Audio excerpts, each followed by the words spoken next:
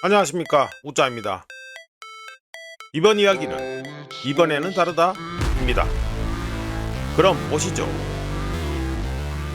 쿠바 출신 미국 경제학자 카르멘 라인하트와 경제학자에다가 체스 그랜드마스터인 케네스 로고프는 지난 800년 동안 여러 나라들에서 발생한 금융위기 역사를 고찰한 후 2009년 1월 이번에는 다르다 8세기 동안의 금융 어리석음이라는 유명한 책을 쓴 바 있습니다. 그리고 해당 책을 통해 카르멘 라인하트와 케네스 로고프는 경제가 호황을 누릴 때마다 시장 참여자들이 이번에는 다르다 라면서 과거 위기에서 얻은 경험을 무시하고 새로운 경제적 기적이나 규칙이 적용될 것이라고 믿는 경향이 있지만 경제적 위기와 버블, 거품 붕괴는 예외 없이 역사적으로 반복되는 보편적인 현상이라고 경고한 바 있습니다. AI 버블이 새로운 경제적 기적을 이루어낼 것이라고 대부분의 사람들이 생각하는 가운데 뱅크 오브 아메리카의 5월 펀드 매니저 설문조사는 대부분의 사람들이 생각하는 방향과 일치하게 나왔습니다. 펀드 매니저들의 주식 비중, 순비중이 2026년 4월 13%에서 5월 50%로 급증하면서 역대 최대 월간 증가폭을 기록했고, 덕분에 모두는 주식 비중 급증이라는 헤드라인에만 집중했는데, 왜냐하면 급격한 주식 비중 확대는 시장 심리가 극도로 낙관적인 국면에 진입했음을 보여주기 때문이었습니다. 하지만 아무도 언급하지 않는 부분, 즉 그들이 무엇을 샀는지에는 관심이 없었는데요. 펀드 매니저들 역시 기술주를 샀습니다. 게다가 같은 설문조사에서 펀드 매니저 중 40%는 2차 인플레이션, 세컨드 인플레이션이 시장의 가장 큰 위험 요소라고 답했는데, 이는 펀드 매니저들이 인플레이션이 다시 올 것으로 예상하고 있으며 그에 대응해 지수에서 가장 만기가 긴 섹터에 몰려들고 있다는 걸 의미했습니다. 이야기를 이어가기에 앞서 펀드 매니저들의 움직임에 대해 간단하게 평가하면 저건 미친 짓처럼 보입니다. 이유를 말해보면 대부분의 사람들이 간과하는 부분이 바로 만기 듀레이션인데요. 주식은 자산 클래스 중 듀레이션이 가장 긴 자산이며 주식 중에서도 기술주는 듀레이션이 가장 깁니다. 그런데 인플레이션이 발생하면 듀레이션은 무의미해집니다.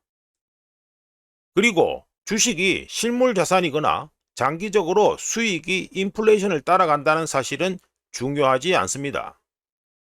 왜냐하면 실시간으로 이루어지는 거래가 아니기 때문이죠. 1970년대에 이미 확인되었는데 주식은 해당 10년 동안 주요 자산군 중 최악의 퍼포먼스 성과를 보였고, 반대로 원자재 가격은 급등하여 금값의 경우 1온스에 35달러에서 670달러, 최고는 850달러였습니다. 670달러까지 치솟았습니다. 참고로 채권은 이러든 저러든 결국에는 원금을 돌려받고 새로운 쿠폰으로 재투자할 수 있습니다. 하지만 주식에서는 실질 수익률이 하락하면 꼼짝없이 투자금을 잃게 됩니다.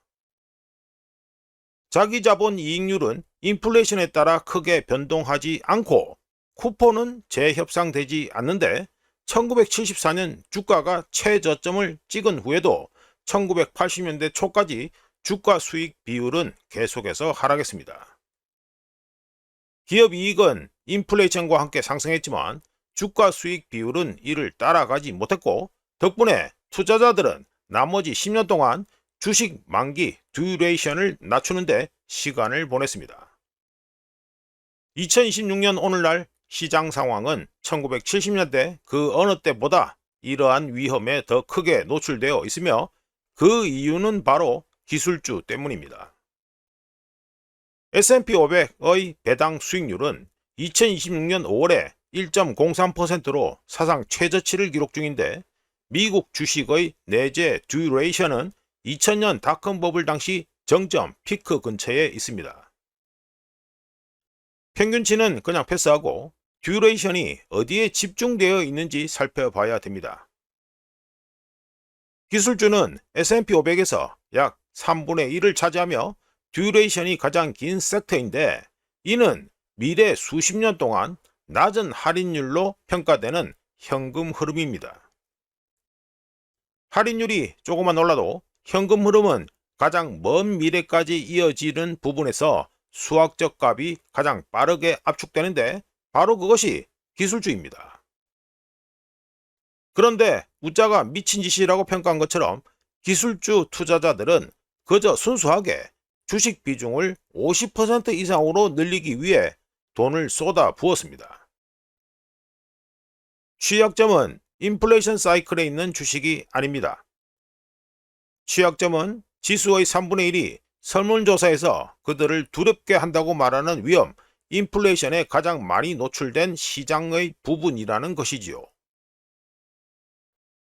마지막으로 같은 뱅크 오브 아메리카 데이터에서 주목할 만한 내용이 더 있었는데요. 2026년 5월에 원자재 배분이 순 20%에서 순 31%로 증가했다는 것입니다.